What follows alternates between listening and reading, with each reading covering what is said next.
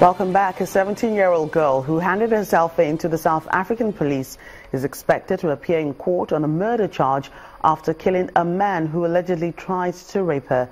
Police say she stabbed the 21-year-old man after overpowering him during a struggle in a village in northern Limpopo province. The suspect, who is a minor under South African law and cannot be named, will be assigned a social worker and possibly a trauma counselor to assist with the case. South Africa has one of the highest incidences of rape in the world. There has been a recent spate of killings of women in the country, which has sparked national outrage. In the Horn of Africa, Ethiopia has denied suggestions by UN officials that it will run out of emergency food aid for millions of people by the end of this month. The UN's World Food Programme says 7.8 million people affected by drought will be left without food assistance. But Ethiopian officials put the number of those affected at 1.7 million and says they will receive new help either from donors or the government. Ethiopia has been struggling following successive failed rains. Famine has been declared in South Sudan, and there have been warnings of famine in northeast Nigeria, Yemen and Somalia. Hundreds of people have taken to the streets of Bamako in Mali to oppose a referendum on proposed changes to the country's constitution. Mali's government has proposed several bills as part of a shake-up of its constitution designed to reinforce democracy in the West African country. The protesters took to the streets of Mali's capital, Bamako, to demonstrate against the government's plan to change the constitution, which will be put to a referendum next month. Protesters waved placards reading, "Don't touch my constitution." They were blocked from marching to the Work Exchange building by security forces after the governor of Bamako said it presented a security risk.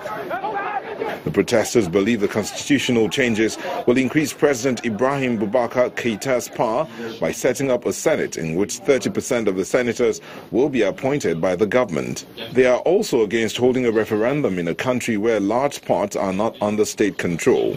Government supporters were allowed to hold a protest, and there were thousands. But when those who oppose the government's actions to divide the country, to carve up the country or sell the country protest, then the government starts talking about a state of emergency to stop those who oppose the government from marching. Mali's government says the referendum will seek approval for proposed changes that include the establishment of a Senate, larger powers for the president to appoint senior officials, as well as the adoption of reforms agreed in the 2015 Algiers Peace Accord. Once the referendum is accepted, the process of revising the constitution will be relaxed. From then on, the president, under the advisory of the government, will initiate a process to revise the constitution to the National Assembly. Security in Mali is bolstered by a deployment of French troops and a UN peacekeeping mission. But despite this and years of peace talks, the country faces problems of banditry, unrest and Islamist militancy. Mali's National Assembly in April voted to extend a state of emergency by 6 months in a bid to quell an upsurge in attacks by the Islamist militants based in the desert north of the country. The deteriorating security threatens to return Mali to the chaos and nearly tore it to pieces in 2012 when Islamists hijacked an ethnic Tuareg rebellion in the north before French forces pushed them back the following year. Opposition members, however, say the proposed constitutional changes are a ploy to give the president more powers. Keita was sworn into a 5-year term as president after a multi-party election in 2013. The understanding of human origin has once again been questioned with the announcement of the discovery of fossils unearthed on a Moroccan hillside.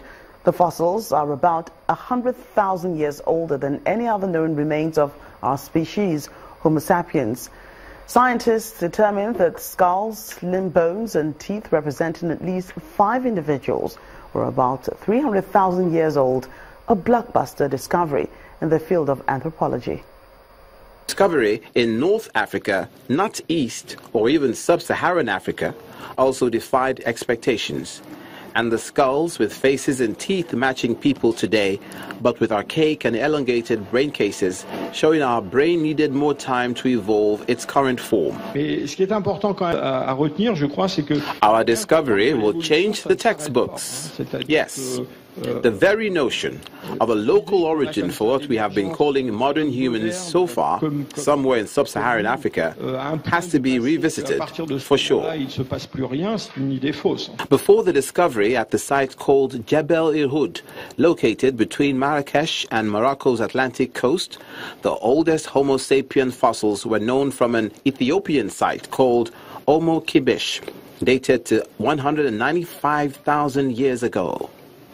The Moroccan fossils found in what was a cave setting represented 3 adults, 1 adolescent, and 1 child roughly aged 8, thought to have lived a hunter-gatherer lifestyle. These were found alongside bones of animals including gazelles and zebras that they hunted, stone tools perhaps used as spearheads and knives, and evidence of extensive fire use. There is broad agreement among scientists that Homo sapiens originated in Africa. These findings suggest a complex evolutionary history, probably involving the entire continent, with Homo sapiens by 300,000 years ago dispersed all over Africa. Morocco was an unexpected place for such old fossils, considering the location of other early human remains. Based on the shape and age of the Moroccan fossils, the researchers concluded that a mysterious, previously discovered 260,000-year-old partial cranium from Flores Bad, South Africa, also represented Homo sapiens.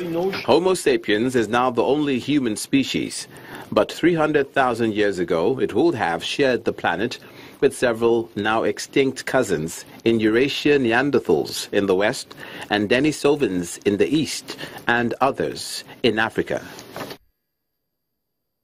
That's Network Africa. Thank you so much for watching. I'm Jacka Rogers.